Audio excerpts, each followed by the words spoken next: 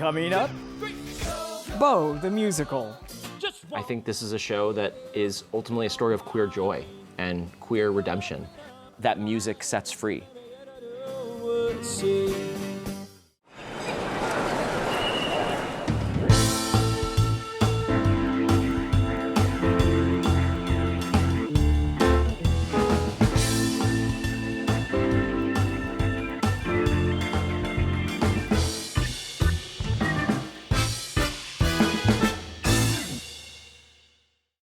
Hello, I'm Patrick Pacheco. Welcome to Theater, All the Moving Parts. This episode, we speak with writer Douglas Lyons and actor Matt Rodin about Beau the Musical, which is just transferred to a commercial run off-Broadway after an acclaimed tryout earlier this year. The musical, presented as a rock concert, adds a new gloss and several twists to the traditional coming-of-age story. In it, Rodin plays a confused young man in the Deep South who discovers through his estranged grandfather a wisdom and steadying influence arrived at from a shared experience of love and desire. Come awards season, you'll be hearing a lot about Beau and its creative team. I'm off my feet, sing you my heart beats, to have you is my dream. Welcome, Douglas and Matt, to Theater, All the Moving Parts, and congratulations on your 7-year journey with Beau, which has reached this new and exciting plateau. Thank you. We should start our conversation by describing what the musical is about. Set between Nashville and Memphis, Tennessee, Beau is a memory play in concert form, which tells a coming-of-age story in which Ace, at 27, looks back to his bruised teenage years, at which points he discovers a grandfather, Beau, whom he thought was dead. Secrets and lies are exposed, and souls and hearts are healed. Douglas, you once described Beau as the queer baby of Once and Rent. What did you mean by that? So at 19, I took a year off from the Hart School and I did the national tour of Rent as a swing. So I covered the roles of Benny and Collins. And that was very informative in my musical theater training and like standing of the world because I wasn't a theater kid. So I loved the juice that that show gave me for my own identity, but also as an artist. And then when I was doing the Book of Mormon, Steve Kazee invited me to the final dress of Once, and I had never seen an actor-musician piece that way.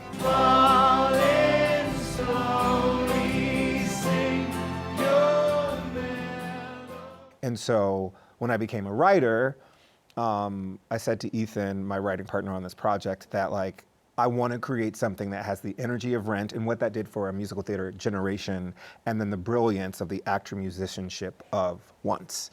That was the goal, and Beau became the product. We spent a lot of time with Ace, starting at the age of 12, and through his teenage years up until about 27. In this presentational form of a concert, tells us the story looking back on those years. I'd like to ask each of you, Matt, starting with you, go back to your 12 years of age, and who were you, and how has that informed your performance as Ace? At 12 years old, I had terrible style. And I was obsessed with musical theater. And so I was a bit of a weirdo. I was a bit of an outcast. And I think Ace has that in relation with me in the way that he doesn't quite fit in. And he doesn't know where he fits in terms of the dynamic of school and just like relationships with the people around him, including his family. And I was close with my parents from a really young age, but I think as a young queer person who is trying to figure out who you are, or who I am, or who I was, navigating that with a parent is challenging. A parent, especially, we're thinking like, you know, this is the early 2000s. It's a different time. I was the first child of two, and my parents didn't know what the hell to do with me. And that's true of our story too, that Raven, his mother, doesn't quite know how to have a relationship with him that's honest and truthful and completely loving. They really conflict in a way that feels, at least in the way that it's written, really honest, because they're both trying to connect with one another, but they just can't. Because they're both trying to figure out things about themselves. Because you're not only playing a 12-year-old, you're also playing a closeted 12-year-old, That's right. as you just described. What are some of the roiling feelings that you have to bring to that role at that time in the musical? Yeah, I think for me, it's a physicality, primarily, that there's something underneath that wants to break free that he doesn't quite know how to channel yet. And luckily, Beau gives him music, and that becomes the vehicle for him to channel all of this creative energy that's sort of like bubbling inside of him. But before we get to that point, there is this kind of closed off feeling about him that music sets free. Douglas, I think you grew up in New Haven, Connecticut, Correct. and you grew up in the church. I think your mother was one of the first female ministers At the church I grew up in. of your congregation. She still is, yeah. Where were you at the age of 12? I was playing a lot of sports. I actually found theater when I was like 16, 17 in a real way. So I played soccer, baseball, basketball, tennis, all the things. Oh my God. Yeah, I was at 12, I went to a arts magnet middle school. So we had an emphasis, and my emphasis was dance. So that's when I was introduced to dance. I was taking African dance and hip hop dance in middle school. But yeah, I was also playing a lot of sports. And I hadn't found my artistic self. I was singing in church, but I had not put it into a career form yet.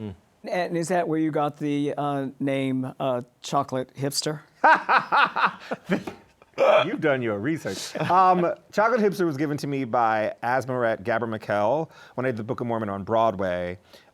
I'll never forget the day. We were seated at the top of Act 2 going out for You're Making Things Up Against Arnold. And she looks at me and she goes, "You dress like a hipster, like a chocolate hipster." And that became my Instagram name. So yeah. And it stuck. And it stuck. And it stuck. Yeah. Your director, Josh Rhodes, says that there are Beaus in everybody's life. I think we can all cop to that. Who were the Beaus in your life? Yeah, my late Uncle John was very informative in my love of music. He gifted me my first acoustic singer-songwriter album, which was a Jack Johnson album. He also gifted me my first guitar, which is really reflective of the story that we're telling. And the truth is that music was so much a part of my life, and not in the way that my parents were playing music instruments, but my mom was playing show tunes for me from a very young age. She was waking me up singing "Oh, What a Beautiful Morning," and also disco. She loved disco music. And my dad was listening to Hall & Oates and country music, and so I had this sort of diverse palette that was served to me as a young person, and that music became it informs so much of who I am and my tone of voice and the type of music that I love to listen to and the type of music I love to make and the way that I sing. Douglas, your Beau? I would say my Beau is my father because he doesn't have the context of like theater. So I can call him with things, and he's always had a business mindset. So his perspective is like, when I got the Rent tour at 19 and I called him and I was like, "Dad, I booked it." He was like, "That's great. How much are they paying you?" The coin. Yes, the coin. And he said, "And you're going back to school to finish." And so he's always guided me with a perspective that's not based in the theater, which I think has just blown my mind open to be a little bit more aware of the world. Which is essential for your life as a writer and as an actor, for that matter. Yeah. One of the thrilling aspects of Beau is this intergenerational aspect of queerdom and how the older generation informs the younger generation in healing ways. What were you getting at with that? Well, I think there is, and I know there is, I actually met two gentlemen for lunch on Monday who are both a queer couple in their like 70s, but they have children that they had with women because they were raised at a time where they weren't allowed to be themselves. And so with this story, Beau represents queer men of a certain age who cannot or could not be out and proud, who went to their graves with a secret of their true identity. And Ace represents the kids that are growing up on TikTok now that have a lot more autonomy and ownership of who they are. And there's a divide in understanding. It also shows growth and change and maturation of queerness, which I think is a beautiful thing. But there's a key detail in the play that people want to change to sort of reveal Beau's queerness. And I have to honor as a writer that there are people that couldn't be themselves. And we can't change that narrative just to feel good. We have to respect that there are folks that had to navigate their world that way. And it's that pain and suffering that was endured by that older generation that then informs Ace.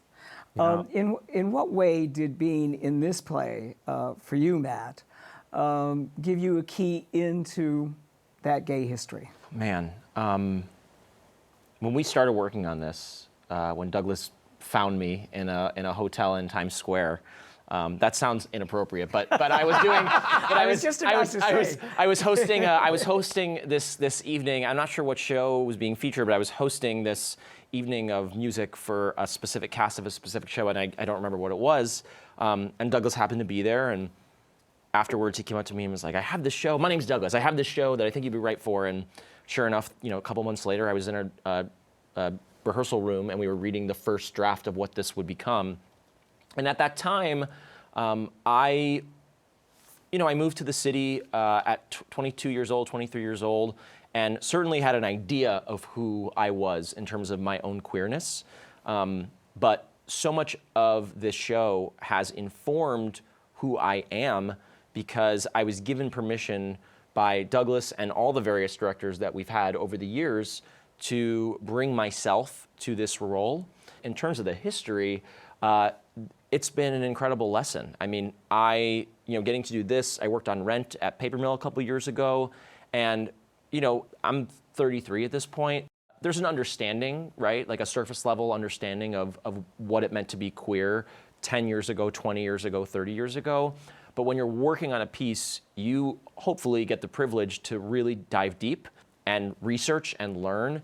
And it makes the experience of being a queer person now, for me, richer. And that pride feeling, the proud, that word that we use and is sort of tossed around now, it's a real sense of wholeness in who you are because of where you've come from, where we've come from as a whole. In terms of exploring the generations of gay men, were you kind of surprised at how there is a genetic disposition to gays and lesbians, for that matter? Did you find that you discovered in families that there was a grandfather and an uncle and a cousin and... I mean, I know people who are like, there's 2 out of 3 of the siblings are queer. Uh-huh. I know it's just like 1 out of 9, Mm-hmm. I think the beauty is acknowledging, especially with this show, and what's unique is that you don't often see, now we see a lot more out artists, contemporary artists, but when we talk about country music, and we mix queerness with that, that's not something that really pops up. Yeah. Uh-huh. So I think the show comes back to a new opportunity of how we receive, like if the music's good, does it matter who the person is? What I love about what you just said is being able to pour your own queerness in, and I think what's fascinating about this role, and I say this to all the covers and people that have played it over the years, is I want you to bring you. It's with this show, we've never cast it in a way where we're looking for people to fill a slot. It's actually what makes you unique in the way you're a musician that's additive to the band at all. And that's what was unique about finding Matt, is I was like, that voice is can do all the things I'm hearing in my brain, and I'm not listening or looking for a traditional musical theater sound. And so I think the idea of what queerness can be from generation to generation is changing, and Beau amplifies that through a show. You brought up a thrilling aspect of the musical, and that is the country music's Southern milieu. What is it about the Southern region with its religious fervor that makes homosexuality so fraught? And especially in something as specific as the country music scene, and how brave, country music stars who came out had to be. Yeah, I think we're circling like the patriarchy and dominance and what it is to be a man. And I think what's interesting about Beau and Ace and Raven, that triangular relationship is, and there's been changes actually from downtown to uptown, where we're making sure that the world is giving him the pressure or the notion that he can't be himself, but actually his family is there when he's ready to be. And I think just culturally, queer people haven't been allowed to be themselves in any kind of, R&B, you don't see queer pop stars, I feel like, until Lil Nas X is an example of someone that has come out and been themselves, but I think that just takes time. You mentioned, of course, the triangle of Raven and Beau and Ace. Raven is Ace's mother, the daughter of Beau. Yes. And Beau was in a relationship with Leanne, Raven's mother. Yes. That then led to all these secrets and the fact that all these tensions that are boiling just beneath the surface that come out in the course of the musical. You know, I mean, I'm thinking way back, we have other artists that maybe had queer leanings that didn't necessarily feel comfortable to share those things. And when you talk about the South, there's, at least from my perspective, there's such a deeply entrenched identity. And to be able to break free of that and to think a little bit wider than what is traditional, quote unquote, I think that's why there is this rub between country music and queerness that I think makes this show and that relationship even richer. Because country music is inherently storytelling. That is what makes country music so, for me, growing up on it, like that's why I love country music so much. I'm thinking of, you know, the Chicks singing Goodbye Earl. That's a story song. And that we get to utilize that tool with country music in this piece. It's theatrical in and of itself. And so in a way, it was always like meant to be queer country music, but now it feels like we finally are, we're getting to embrace that. One of the things that happens with Ace is that he becomes involved with Ferris. And there is the nature of this obsessive love that is told beautifully in the music that you've written with Ethan Pakchar. Correct. And what struck me about listening to the Sony recording of it was how few songs there are of love between two men. It's kind of unusual. There's I'll Cover You from Rent, but can you name any others, and was that something that you wanted to express? I usually end up pulling parts of myself into the work. So when it came to the Ferris character, you need an antagonist in a musical. And what's unique about Ferris in this setting is that he's also his first love, or a version of it, his bully, but also his first kiss. So there's this dichotomy and this tension in this queer relationship with these two young Southern boys are trying to figure out who they are, and one of them walks away from the relationship with a true identity, and one is left behind to figure out who he really is. And to personify that in music, I think is a really gorgeous opportunity that we fell upon. I think we had that song in the first reading. Yeah. Are we talking about It Couldn't Be or Crush? Be. Right? It couldn't be. You care to listen, sometimes you stare. You're my suspicion, an unlike pair, the unacceptable love affair. It's so interesting that in an industry that prides itself on being full of queer pride, there isn't a lot of these, especially queer duets, right? We have the Take Me or Leave Me's, we have falsettos, right? But to really get a beautiful and rock and roll duet between these two men, people are moved by it every night in a way that I did not expect. But it's nice to feel like we're a part of a bigger picture, that we're just like expanding that window a little bit. It's a poignant moment in this heartbreak, and I think everybody can relate to it. It's a very universal feeling. Could you bring a heartbreak that you yourself experienced, Matt, to this moment in the show? Absolutely. I mean, I was telling them the other day that my personal Ferris, or someone that I think of when I think of who Ferris is to Ace, came and saw the show when we were doing it downtown at Out of the Box at Theater 154. And it was surprising and interesting, and it's an experience that I've thought a lot about and talked a lot about in therapy. And I think as a young queer person, it's so easy to be wrapped up in the idea of someone, and that is kind of what happens for Ace here. Is that like this person who lets him in just this much? To Ace, that feels like everything.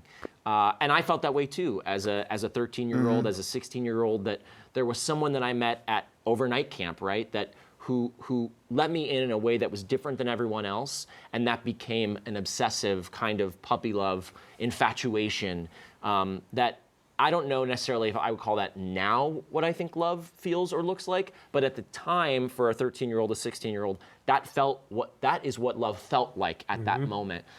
Douglas, it happened a little later for you at 27, I think, your heartbreak. It was 25. Oh, 25? Well, there have been multiple, but the big one that led me to writing music was 25. I was in the Book of Mormon at the time, and it just did not end well, and I needed to escape the city. And a sequence of events led me to the first national tour where I would meet Ethan Pakchar. He was the guitarist. I was an actor on stage. I still don't play instruments, so I write what they call in Hollywood like top line, which is melody and lyric and script. But we started experimenting, and that led to this album, which then led to writing musicals, which led to Beau eventually. And yeah, I think it's an honor to put queer love into music. Music was the healing force of this heartbreak, which of course is what happens when Beau introduces Ace to Rosetta, which is his guitar. Yes. And he's named it Rosetta after Rosetta Tharpe. Sister Rosetta Tharpe. Sister Rosetta Tharpe. Who also was queer, which we didn't think about.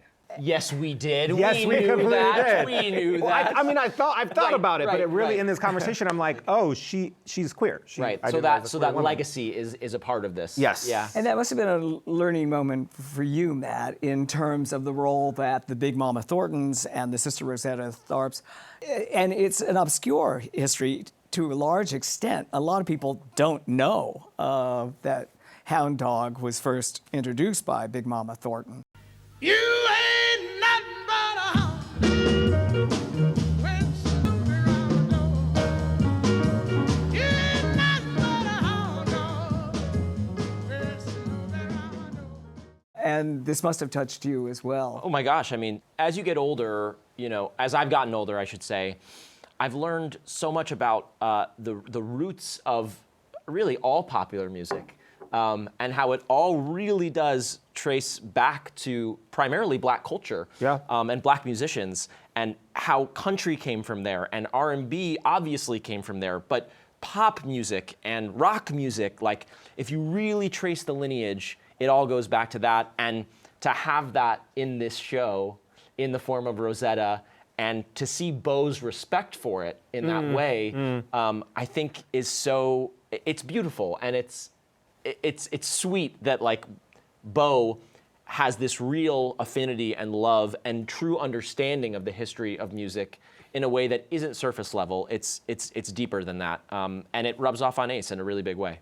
In this production, Jeb Brown comes back to the role that he has played developmentally all the way through various incarnations of the show.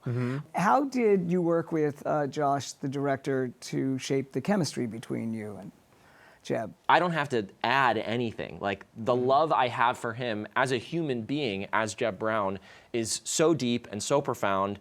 And to see him get his flowers last season in Dead Outlaw was so, like, just rewarding for me as a friend and a lover of him. And so Josh hasn't had to do much hard work on getting us to fall in love with one another. And it is a love story, right? Like, that's the other thing too, is that as much as it is this familial kind of grandfather-grandson thing, and we certainly have that dynamic, there also is this love piece that is deeper than that. In the musical, Beau is married to Leanne, and Leanne has to deal with that she's married a queer. And also that Raven has to deal with the fact that her father broke up with her mother and abandoned the family, quote unquote, because he was discovered as gay, and then must deal with her son, Ace, as well. How do you play fair with the women characters in writing this musical? In family conflict, there can be miscommunication that leads to decisions based on ignorance. And in this new version, Raven is being pulled by her mother away from her father, who she loves very deeply. And it is the pulling and the wall that is put between them that severs the relationship, not any of her hatred for who her son comes to be. Her father could have been doing anything else. It had nothing to do with his queerness specifically. It's that she is attached that moment in her life and his decision to choose other activities over her, which her mother's in her ear saying all these nasty things, that it's a bit messy. And what I love about the show is that, and Josh always says that he loves this blue collar, single mother in Raven, that the show puts on stage relationships and dynamics that you don't often see in musicals. You don't see these like people of the earth. You don't see a relationship between a mother and her father that is severed really because of miscommunication. That's not an active, narrative for a story, and that's how we tell ours. So I write a lot of women in my more African-American specific work. And for this, it feels like an opportunity to be very nuanced in why the women make the decisions they make. And that's something I have worked on since we were downtown. Yeah, we should say that Chicken and Biscuits was your Broadway debut. You then went on to Table 17. Correct. And are now finishing a trilogy with Don't Touch My Hair, Correct. all of which deal with very nuanced and very complicated female relationships involved with men as well. Yeah. And that you came out of a Broadway background. Yeah, I wrote Beau the Musical backstage at Beautiful, the musical that Jeb and I did together as the original company members. So I'm always using and soaking up the artistry around me to influence the page. And the best time to write is when you're working. Once you do your job, but you're buzzing, that energy. We have to wrap up, but I wanted to ask, obviously, it's an understatement to say that we're living in perilous times. There's talk, will the Supreme Court overturn gay marriage? There is a tremendous backlash, against the LGBT community. There's talk of the gay community throwing the trans community under the bus. There's all this roiling and really very controversial and upsetting things that are going on in this country. How does a play like Beau fit into the times that we're living in, and what do you hope for in terms of the healing that must be done? There are families and patrons that have seen the show 15 times downtown. There's a young lady who got a tattoo of the show on her body, which blew my mind wide open. I think people have found this piece because they identify with what it means to feel other. I think with the ICE raids and all the other things that are happening, theater can be a place for people to go and say, I see myself, I do belong, and Beau is that show. Matt, can that lead to action? I think so. I think this is a show that is ultimately a story of queer joy and queer redemption. And even though there's pain and suffering within it, you get to witness a person by just inherently him being there and telling this story tonight, him just coming out on stage, and the fact that we're seeing him live telling this story, we get a sense subconsciously that things are going to be okay.